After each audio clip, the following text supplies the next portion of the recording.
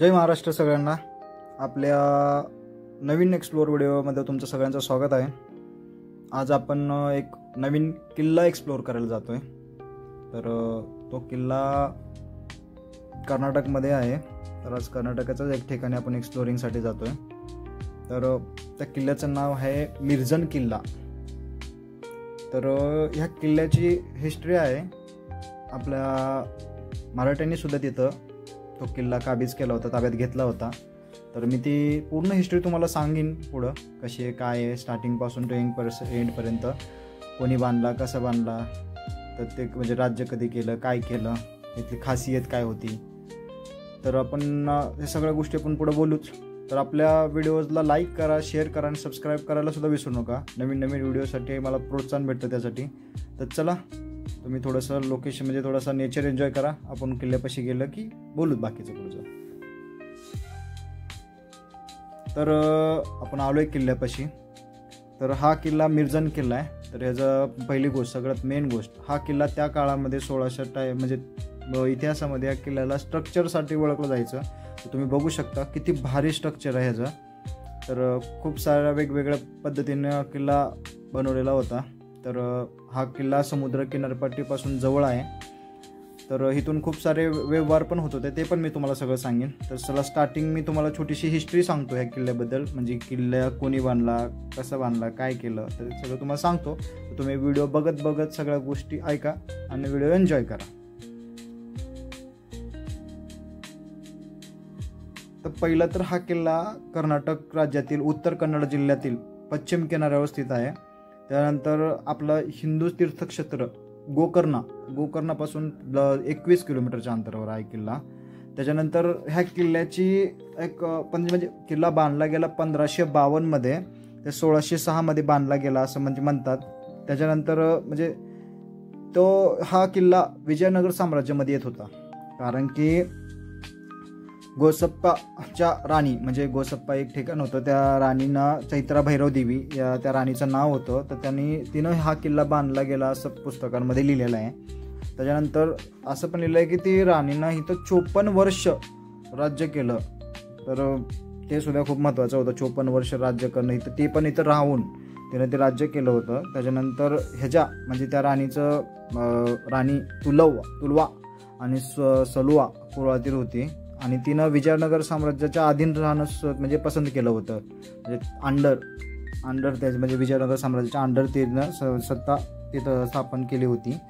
त्याच्यानंतर ती राणी जैन धर्माची होती.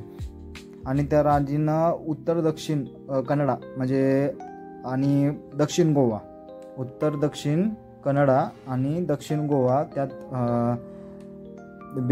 बिदनूर, मिर्जन, होनावर, अकोला आणि कानवार असे महत्त्वाचे बंदरगाव होते. तिथून ती मिरेची आणि नंतर मिरेपूड, नंतर खजूर, त्यानंतर हे आपलं सुपारी, हे ती सुरतला, त्याच्यानंतर सुरतला बी तिनं ट्रान्सपोर्ट केलं होतं आणि त्याच्यानंतर युरोपला सुद्धा ट्रान्सपोर्ट केलं होतं.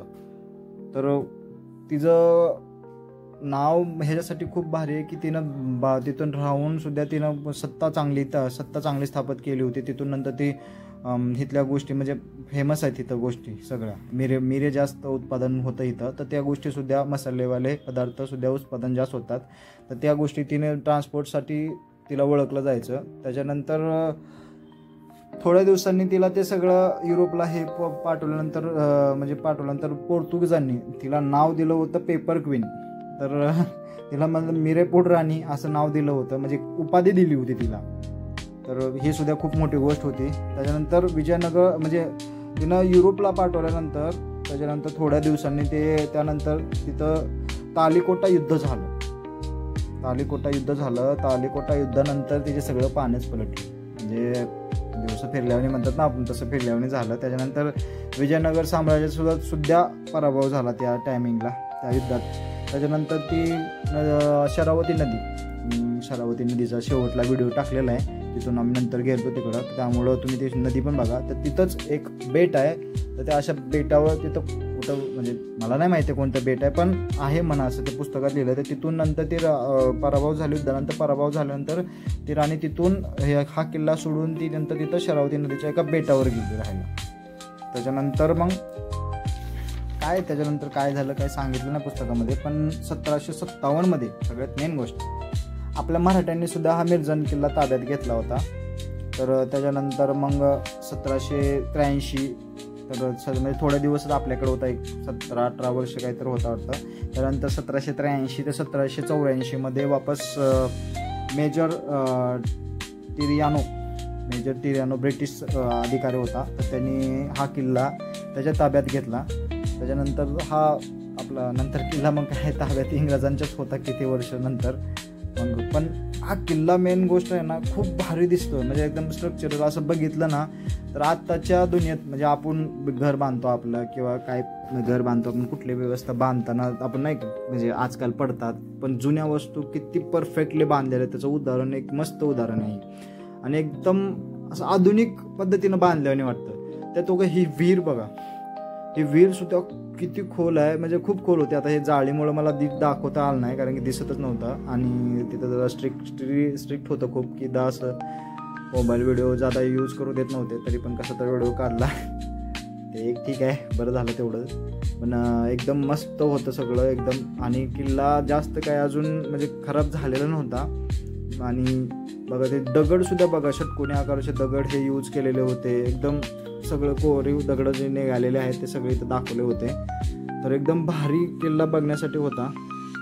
तर एक नाही का डोळ्यात असं भरून घेणारी वस्तू म्हणजे बघायला भेटली, तर एकदम भारी होता. तर असेच आपले नवीन व्हिडिओसुद्धा तुम्हाला आता इथून पुढं भेटत राहतील. तर त्यासाठी आपल्या व्हिडिओला लाईक करा, शेअर करा, सबस्क्राईब करायला विसरू नका. तुमच्या मित्रांना, तुमच्या फॅमिली मेंबर्सला सुद्धा आपल्या चॅनलला सबस्क्राईब करायला सांगा. त्यामुळं मला अजून मोठे व्हिडिओ बनवण्याचे सर्व प्रोत्साहन भेटेल. तर आता जास्त काही नाही बोलतो, तुम्ही थोडा तर बाकीचा राहिला व्हिडिओ जरा नीट म्हणजे एन्जॉय करा.